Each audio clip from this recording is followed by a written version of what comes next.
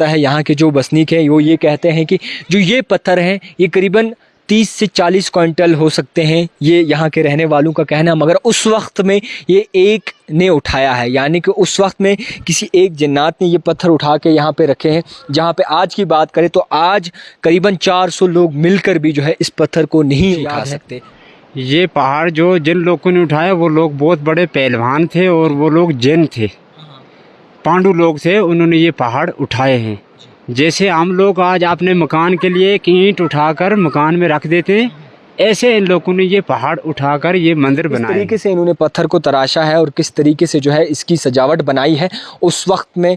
और उस वक्त की अगर बात करें तो ये कॉन्सेप्ट ही नहीं था जिसमें आज हमें स्विमिंग पूल कहते हैं, और उस वक्त में इसको ये शेप दी गई स्विमिंग पूल जैसा ये लगता है। ख़ास हमें नहीं पता कि ये क्या है, मगर जिस तरीके से इसको शेप दी गई है ये स्विमिंग पूल लगता है। और ये देखिए आपके पत्थरों को तराश के किस तरीके से जो है पानी ओवरफ्लो होने के लिए भी बनाया गया है। पत्थर लगाए हैं। अगर आज की दौर की बात करें तो कितने बंदे मिलकर ये पत्थर उठा सकते हैं? कम से कम भी 400 बंदा से अलावा ही उठाएगा, तो कम नहीं, 400 बंदा अभी नहीं उठा पाएगा। ये बहुत भारी पत्थर है। उस वक्त में उन्होंने अकेले नहीं उठाया, अकेले एक एक बंदे ने ये रखा हुआ है ऊपर। मंदिर जिसको नारा नाग नाम दिया जाता है, एक ऐसी जगह जिसमें जो है नारा नाग कहा जाता है जिस जगह को, जिस पे बड़े पैमाने पे टूरिस्ट सयाह यहाँ पे इन वादियों का लुत्फ़ भी उठाते हैं और इन पुरानी जगहों का लुत्फ़ भी उठाते हैं। आपको बता दूं कि ये बताया जाता है कि कई साल पुराने, यानी कि बहुत सारे साल पुराने जो है ये जगह बनाई गई थी, और उस वक्त में कहते थे यहाँ पे कि जिन्नात रहते थे और ये मंदिर जो है उन्होंने बनाए हैं। और उन जिन्नात में इतना ज़ोर होता था, वो महज एक जिन जो है ये पहाड़ उठा लेते थे। और ये भी कहा जाता है कि कई तरह इसमें जिन्नात की जानिब से जो है ये मंदिर सारे उनकी जानिब से बनाए गए, पत्थर जो है तराशे गए और पत्थरों से जो है इसको पूरा मंदिर की शेप दी गई। और उसके बाद आज यहाँ पे लोग ये भी कहते हैं कि इस जगह को ऐतिहासिक माना जाता है, जिसमें 8वीं सदी से लेके अब तक अगर बात करें तो कई अरसा बीत जाता है और इसका लुत्फ़ अभी भी चल रहा है। यानी कि इस जगह को अभी भी लोग बड़े दूर से आ रहे हैं देखने के लिए और बड़े पैमाने पर देखा जाता है। मैं कैमरामैन से गुजारिश करूंगा यहाँ लाए, आप देखिए कि किस तरीके से इन्होंने पत्थर को तराशा है और किस तरीके से जो है इसकी सजावट बनाई है उस वक्त में। और उस वक्त की अगर बात करें तो ये कॉन्सेप्ट ही नहीं था जिसमें आज हमें स्विमिंग पूल कहते हैं, और उस वक्त में इसको ये शेप दी गई स्विमिंग पूल जैसा ये लगता है। ख़ास हमें नहीं पता कि ये क्या है, मगर जिस तरीके से इसको शेप दी गई है ये स्विमिंग पूल लगता है। और ये देखिए आपके पत्थरों को तराश के किस तरीके से जो है पानी ओवरफ्लो होने के लिए भी बनाया गया है। और इसी के साथ साथ ये जो मेरे पीछे देख रहे हैं ये मंदिर हैं और ऐतिहासिक मंदिर बनाए गए हैं यहाँ पे। और आपको ये भी बता दूँ कि यहाँ के जो बसनीक हैं उनका ये कहना है कि आज भी इनकी रवायत दोहराई जाती है और आज भी इनकी बातें जो है बड़े पैमाने पर होती है। और कैमरामैन से गुजारिश करूँगा ये एरिया भी दिखाएं पूरा कि किस तरीके से जो है पत्थरों से एक मुजस्मे भी बनाए गए हैं और दीगर ऐसे चीज़ें बनाई गई हैं जिसे देख के इंसान खुद भी चौंक जाता है और हैरान हो जाता है। अगर बात करें इन पत्थरों की तो ये कहा जाता है, यहाँ के जो बसनीक हैं वो ये कहते हैं कि जो ये पत्थर हैं ये करीबन 30 से 40 क्विंटल हो सकते हैं, ये यहाँ के रहने वालों का कहना। मगर उस वक्त में ये एक ने उठाया है, यानी कि उस वक्त में किसी एक जिन्नात ने ये पत्थर उठा के यहाँ पे रखे हैं। जहाँ पे आज की बात करें तो आज करीबन 400 लोग मिलकर भी जो है इस पत्थर को नहीं उठा सकते। तो ये एक ऐतिहासिक जगह है। और इस मंदिर की बात करें तो बड़े पैमाने पे लोग इसे देखने आते हैं और किस तरीके से जो है इनको जो सजावट दी गई है, किस तरीके से इन्हें शेप दी गई है, ये सब उस वक्त के दौर में हुआ है जिस वक्त कोई भी ऐसा कॉन्सेप्ट नहीं था जिसमें ये कहा जाता था कि जनाब ऐसा भी कुछ हो सकता है। और आपको ये भी बता दूं कि आज भी लोग इसे देखने आते हैं। ये नारा नाग जो जगह है यहाँ पे एक नाग भी है, साफ़ और शिफाफ नाग, और वहाँ पे भी बहुत ही साफ़ और शिफाफ पानी भी है।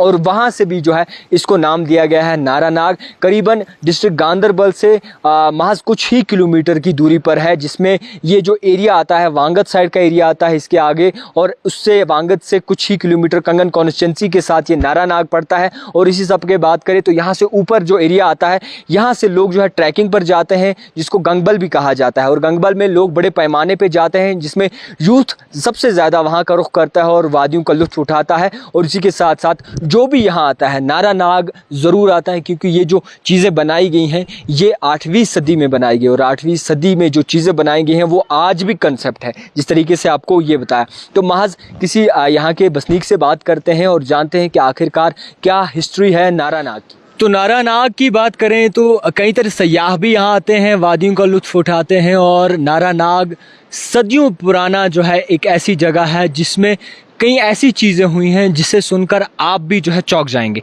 इसी सब पे हमारे साथ मौजूद हैं यहाँ के बसनीक, एक जो काफ़ी अरसे से जो है यहाँ रह रहे हैं। सबसे पहले आपका नाम जानेंगे।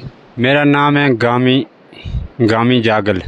हज़रत, आपसे समझने की कोशिश करेंगे नारा नाग नाम क्यों पड़ा नारा नाग? नारा नाग, इस नाग से कहते हैं इसको नारा नाग। और ये पुराना ज़माने से ये मंदिर है यहाँ पांडवों का बनाया हुए। इनको देखने के लिए बाहर बाहर से लोग आते हैं यहाँ। तो बहुत लोग यहाँ आते हैं, देखते हैं, चलते हैं।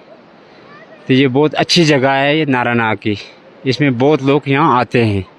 जिस तरीके से अगर हम देखें तो ये पहाड़ जो बड़े बड़े जो है इनका मंदिर बनाया गया है, और इतने बड़े पहाड़ उस वक्त की अगर बात करें तो किस तरीके से लाए होंगे, आपको कुछ याद है?